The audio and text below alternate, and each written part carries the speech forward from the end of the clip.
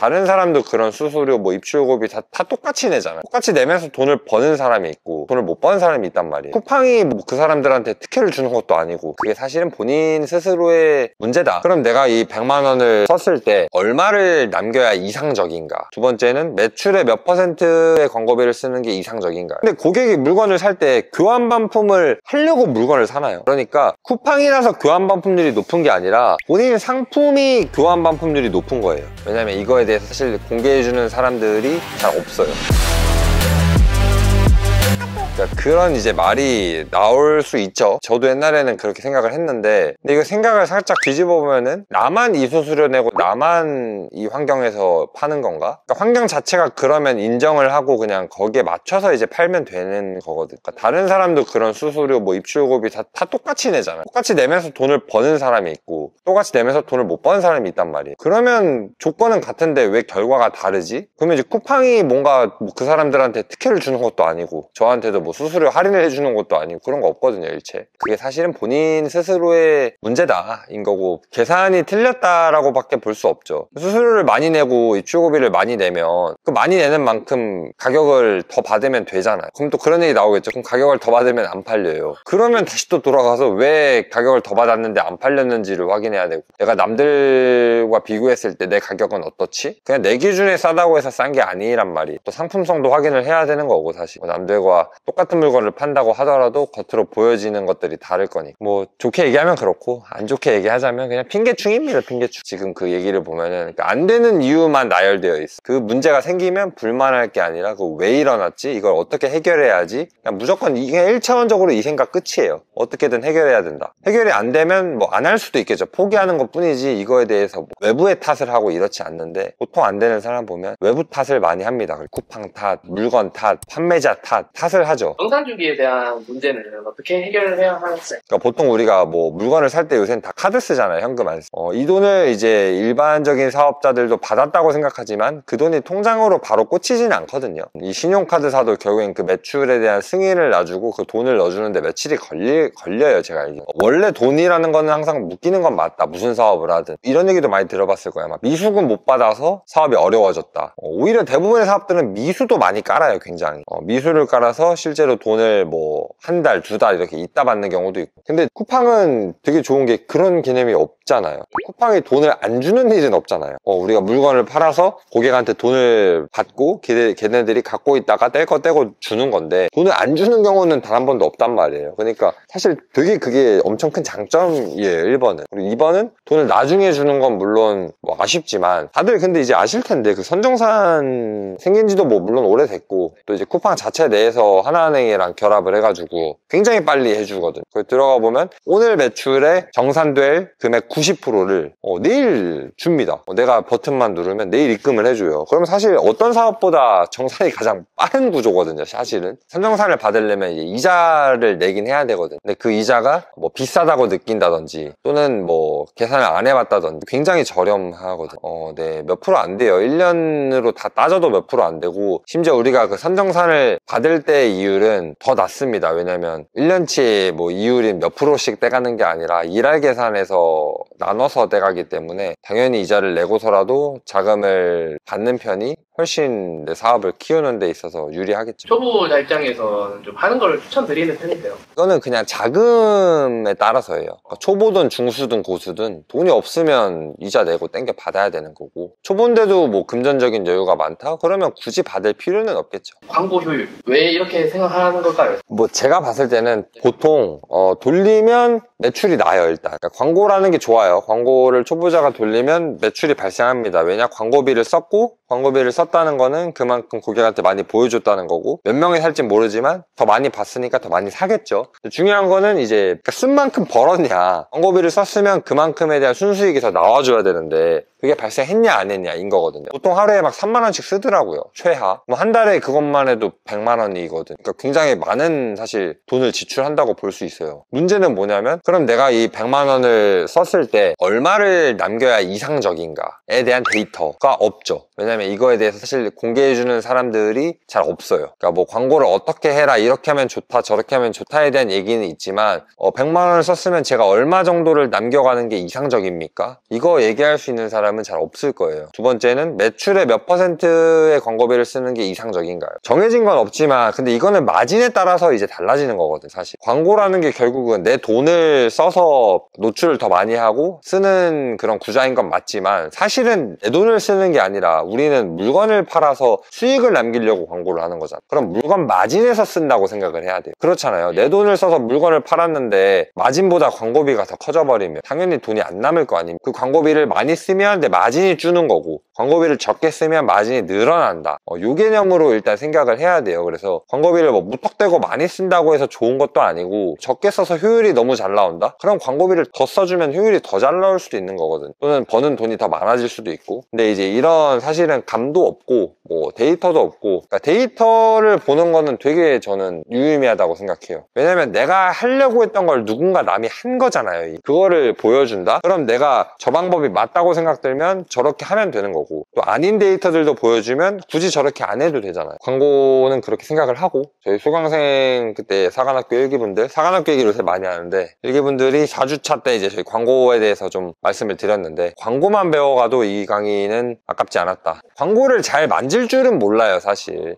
저는 데이터를 보고 어떻게 해야 할지에 대한 그런 방향과 저만의 기준이 그냥 있을 뿐인 거고, 그걸 따랐더니 광고 효율이 좋아진 것 뿐이지, 뭐 효율을 좋게 하려고 광고를 막 만져서 어떻게 하고 이런 것들이 많지는 않습니다, 사실. 왜냐면 또 쿠팡이 대부분 이제 매출 최저가 광고라고 그냥 클릭만 딸깍딸깍 2번 하면 광고가 돌거든요. 그리고 내가 바꿀 수 있는 건 예상과 목표 수익률 밖에 없어요, 광고 내에서는. 그러니까 할 수 있는 게 뭐 별로 많이 없습니다. 그렇기 때문에 제가 뭐 잘한다 못한다, 뭐 저는 뭘 만지지 않는다 이렇게 얘기를 하는 거고, 그러면 그 광고가 돌기 위해서는 또 이제 상품의 가격, 상품 여러 가지가 이제 기본 베이스로 깔린 상태에서 광고가 도는 거니까 이 앞단을 잘 준비해야 되는 거고, 뒷단에서도 뭐 저만의 약간 노하우 정도는 있겠죠. 이 정도가 이제 버무려졌을 때 좋은 결과가 나온 것 뿐이지, 그 광고라는 게 말씀드렸다시피 하루에 보통은 상품당 뭐 50만 원, 100만 원씩 한 달에 쓰는 게 되게 흔한데, 근데 이게 효율이 안 좋아졌던 게 또는 마이너스가 나오고 있던 게 수익으로만 바뀌어도 저는 충분히 진짜 제 강의의 값어치는 있지 않나. 광고가 알고 싶다는 분, 다른 건 내가 다 잘하겠는데 광고만 모르겠다 하시는 분이 오셔도 뭐 한두 달 안에 사실 회수할 수 있지 않을까, 강의비 정도는. 보통 풀필먼트를 이제 3PL이라고 많이 얘기를 해요. 뭐 여러 가지 의미가 있겠지만, 근데 쿠팡은 풀필먼트 회사가 따로 없죠. 본인들이 풀필먼트를 하고 있죠. 쿠팡맨이 있으니까. 그래서 말씀하시는 풀필먼트는 뭐 쿠팡에 보관하는 그런 창고료라든지 뭐 입출고 배송비를 얘기하는 것 같아요. 근데 제가 계산을 좀 해봤는데 쿠팡의 풀필먼트 비용이 네이버 풀필먼트 비용보다 싸요. 대부분 쌉니다. 이게 비싸지 않아요. 그리고 실제로 우리가 풀필먼트를 안 쓴다, 또는 쿠팡 로켓크로스를 안 한다 라고 하면 일반 택배로 물건을 보내게 되겠죠. 어쨌든 고객한테 물건은 보내야 되니까. 근데 그럼 그 택배비 쌀까요? 안 싸요. 그 또한도 수량이 굉장히 많아지면 2,000원 또는 뭐 1,800원, 1,900원 이런 저렴한 단가가 나오긴 하는데, 당연히 이제 이런 질문을 하는 분들의 대부분은 초보일 거 아니에요. 매출도 없고. 그러면 계약 단가가 최초에 가장 비싼 금액으로 당연히 시작을 합니다. 택배 계약 금액 보통은 2,500원 이상이에요. 근데 쿠팡에서는 뭐 제일 저렴한 입출고 배송비는 2,000원 내외 정도로 오히려 택배비보다 훨씬 저렴하기 때문에 저는 입출고 배송비가 절대로 비싸다고 생각하지 않고, 또 이제 쿠팡이 무료 교환 반품 하잖아요. 고객한테 반품이 들어오면 일반 택배 같은 경우에는 내가 아까 2,500원, 3,000원을 내고 택배를 보냈잖아요. 반품이 들어오면 그 3,000원 누가 내요? 내가 내요. 물론 단순 변심인 경우에는 고객한테 이제 청구를 할 수도 있겠지만,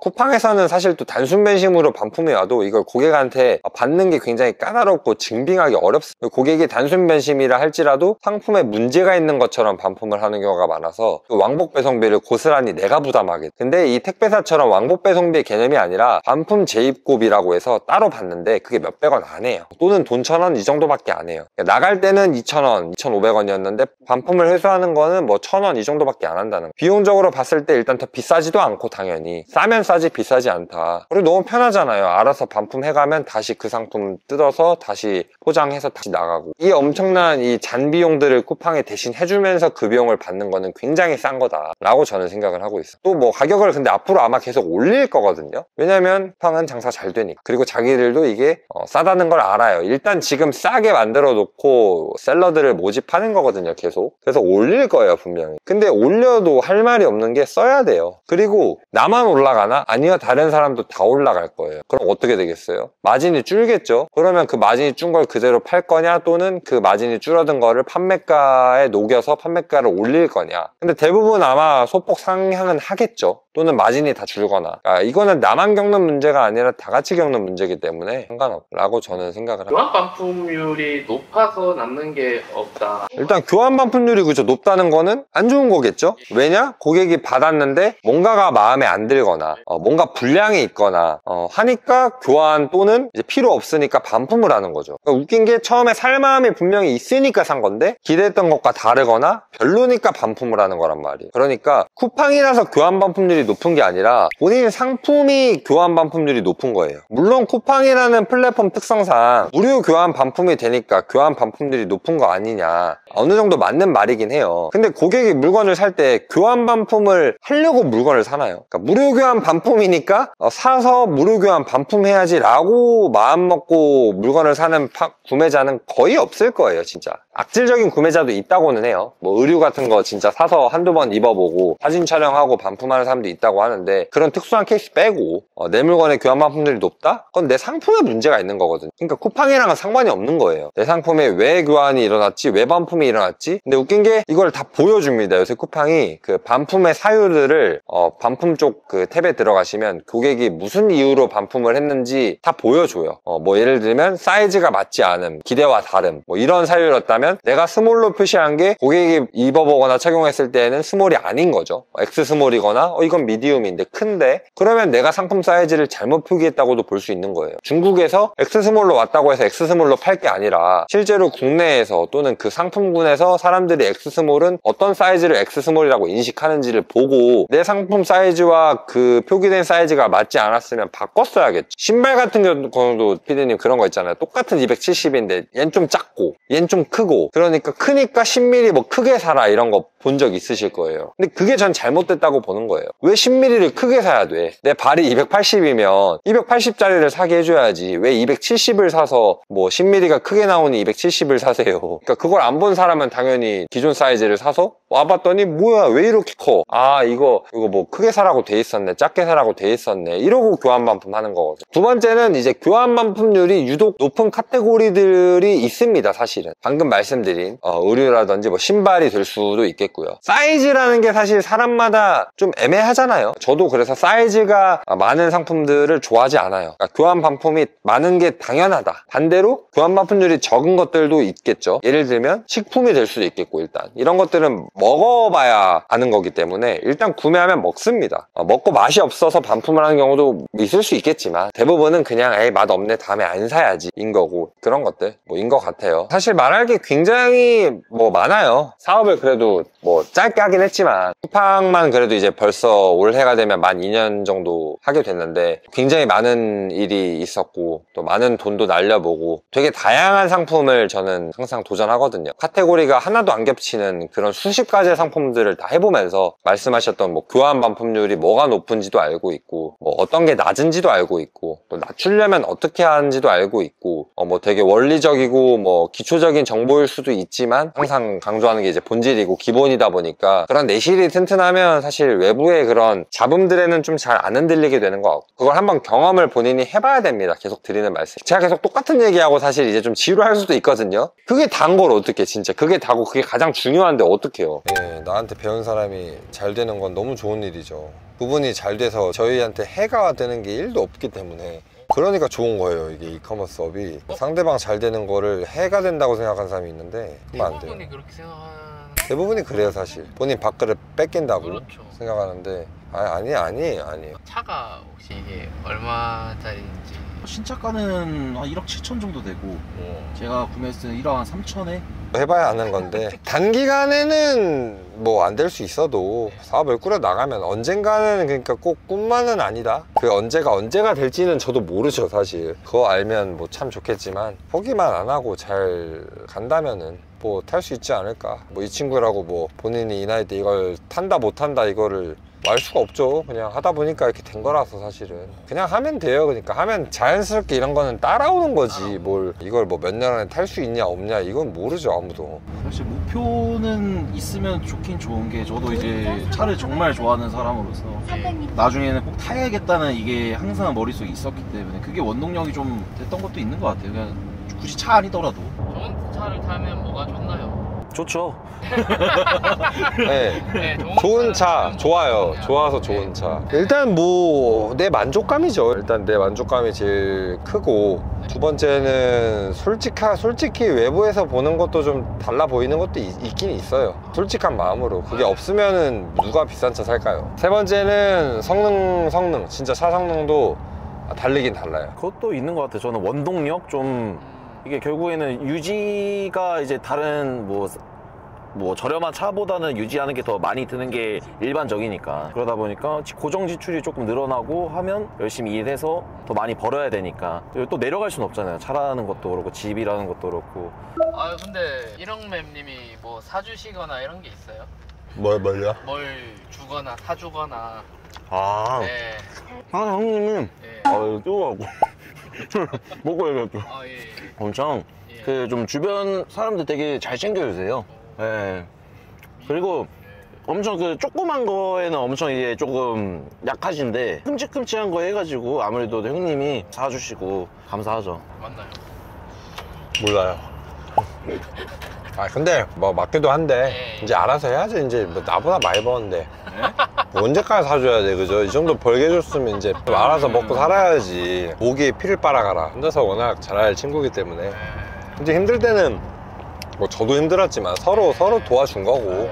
아, 그 형님이 저 이제 예전에 많이 힘들고 뭔가 이제 돈도 이제 조금 막, 물건은 이제 판매가 잘 되면은 이게 계속 판매량이 올라가서 돈이 마르거든요. 판매량은 너무 올라가는데 돈만 있으면 돈을 벌 수 있는데, 대출도 이제 그때 이제 좀 안 나왔었을 때라 진짜 그냥 막 그렇게 엄청 묻지도 않으시고, 얼마 필요한데 저 얼마만 필요합니다 바로 입금. 근데 그게 좀 많이 큰 금액대였어가지고. 갚으셨나요? 아, 저는 돈 관리는 굉장히 철저히 합니다. 한 달 내지 한 2달 안에는 무조건 갚습니다. 확실히 하죠. 안 갚으면 저도 출가 주장합니다. 네, 어떻게든 받아내기 때문에. 이번에는 그 뒤에 공 하나만 더 붙여서 한 번 더 부탁드리고. 호랑이 새끼를 키웠어요 내가. 인연이 어떻게 시작이 되셨는지도 조금만 혹시. 인연은 어느 날 갑자기 찾아왔죠. 눈 내리던 어느 날. 친동생 친구고, 만날 때부터 서로 봤죠. 뭐 서로 기억은 안 나고 인사는 안 했지만 스쳐 지나가다 보다가 언제 한번 같이 일을 한 적이 있어요. 20대 때 뭐 일한 경험도 있고 하다가 그때 좀 이제 친해져가지고, 그냥 뭐 거의 그때까지도 사실 뭐 이커머스 이런 거에 대한 거는 아예 연이 없는데, 근데 이제 이 친구가 관심사나 공통사가 저랑 좀 비슷하게 많으니까 결국에 우리 돈, 차, 명예는 빼고 돈, 차 뭐 이런 거에 이제 노는 스타일이나 성격이나 되게 비슷하고, 또 동생인데도 동생 같지 않은 면도 있어가지고 제 친구들이랑은 사실 좀 친해요. 김프로 말고도 많이 있는데 잘하니까 어울리다가 어쩌다 저쩌다가 이제 저랑 동생이랑 리셀 시작한 거고, 동생도 리셀하고 저도 하니까 동생이 또 이렇게 소개해서 시작한 거고, 또 하다가 또 안 되니까 이제 또 제가 쿠팡 뚫어가지고 이제 또 전파한 거고, 뭐 이래 된 거죠. 그냥 결국에는 꿈이 같고 성향이 비슷하니까 모이게 되더라. 끼리끼리 논다 이런 말 있잖아요. 네, 끼리끼리예요. 끼리끼리 사람은. 결이 맞아야 이제 진짜 오래 간다고 보는 것 같아요, 진짜. 안 맞으면 안 되지. 얘 뭐 회사 다니고 있고 형 그게 전 저 좋아요 했으면 뭐 사이가 나쁘진 않았겠지만 이렇게 친해지진 않았겠죠. 같이 일도 안 하고. 김프로님은 어쩌다가 이커머스 하자고. 저도 원래 이제 어렸을 때부터 원래 원체 남 밑에서 뭘 이렇게 일하는 거를 애초에 싫어했고, 하기 싫어서 그냥 막연하게나마 나는 꼭 사업을 해야겠다, 이게 진짜 어렸을 때부터 머리에 있었는데, 사업이 뭐 하고 싶다 해서 막 할 수 있는 것도 아니다 보니까 돈이 있어야 할 거 아니에요, 그것도. 그래서 진짜 그 나중에 남 밑에서 일 안 하려고 남 밑에서 열심히 했죠. 일을 하다가 이제 또 방금 형님 동생이 이제 제 완전 친한 친구니까 먼저 해가지고 시작해서 배워와가지고 어떻게 보면 저한테 전파해주고 했으니까 되게 고마운 친구고 또. 예. 하시던 일이 잘 안 돼서 아니요, 잘 안 되진 않았고요. 그냥 돈 모으려고 그냥 열심히 살았습니다. 저도 똑같이 대리운전 했고 저도 막 투잡, 쓰리잡 뛰면서 그래서 되게 그냥 열심히 일을 했던 것 같아요. 최근에 이제 마지막 강의를 하셨는데 같이 식사를 아. 하시더라고요. 네, 그런 자리를 좀 마련했습니다. 그래서 무슨 얘기를 하셨는지 좀. 뭐 주제는 없었어요. 뭐 당연히 근데 관심사가 같은 사람끼리 왔으니 뭐 돈 얘기, 일 얘기 하죠. 근데 외적으로도 뭐 개인적인 얘기 하신 분도 있고 뭐 즐거운 얘기도 하고 했지만 본질은 쿠팡 얘기였다. 저한테 막 개인적으로 물어보고 싶은 것도 막 물어보시고 또 그게 좋았어요. 그냥 왜 우리가 돈 벌려고 모인 건데 돈 얘기해야지. 30대 중후반 저보다도 형들인데 와, 액면가가 진짜 그렇게 안 보이는 분들이 너무 많았어가지고 슈퍼동안. 근데 관리하더라. 야, 제모도 받고 있고 뭐 얘기해보면 물어보면 하고 있더라. 저희 시작하시죠, 형님. 어? 시작하셔야죠. 관리 안 하세요? 아니 어감이 좀 이상한데. 관리합니다. 관리. 세수 매일 2번씩 하고요. 샤워도 하루에 2번씩 하고 머리도 맨날 감고 손톱도 자르고 관리해요. 저도 안 하는 것 같이 보여도 티가 안 나서 그러죠. 레이저부터 해서 저도 흉터가 있으니까 필러 뭐 이런 거 맞았고 저도 맞은 거예요. 이거 눈성형도 했고 오 진짜요? 심프로도 했어요. 아 진짜요? 예, 성계남이에요. 성계남 심프로. 자기 자신도 사랑할 줄 알아야 하니까 사실 내 행복하자고 또 돈 버는 거 아닙니까? 일단 첫 번째는 나의 행복이니까. 이제 얼굴이 곧 이제 썸네일이잖아요. 썸네일. 예, 상품으로 치면 썸네일의 중요성을 제가 항상 강조하잖아요. 얼굴 또한 썸네일이다. 일요일날 그때 이제 그 술 한잔 했다 했잖아요. 저희 이제 강아지 아파가지고 잠깐 어머니 뵈러 병원에 갔었는데 간다 말 안 하고 옆자리에 이렇게 쓱 앉았거든요. 뭐 하나 하고 봤더니 핸드폰에 쿠폰 사가놓고 후기 보고 있더라고. 아 진짜로. 여기 엄마 쓱 쳐다봐. 이 새끼 뭔데 앉지? 이러고 보더니 그래, 야 너 조심해라. 너 공인이다 공인. 갑자기 아 되게 꼼꼼히 보시네요. 하루에도 뭐 수십 번씩 들어간다는데? 진짜로. 그 카페를요? 오, 영상 다 봐요. 다 싹 다. 아, 무조건 싹 다. 완전 열혈 구독자. 한테 연예인이십니다, 형님. 저는 이제 성덕이죠, 성덕. 성덕과 함께 강의를 하신. 이거만큼 행복할 수가 있나요?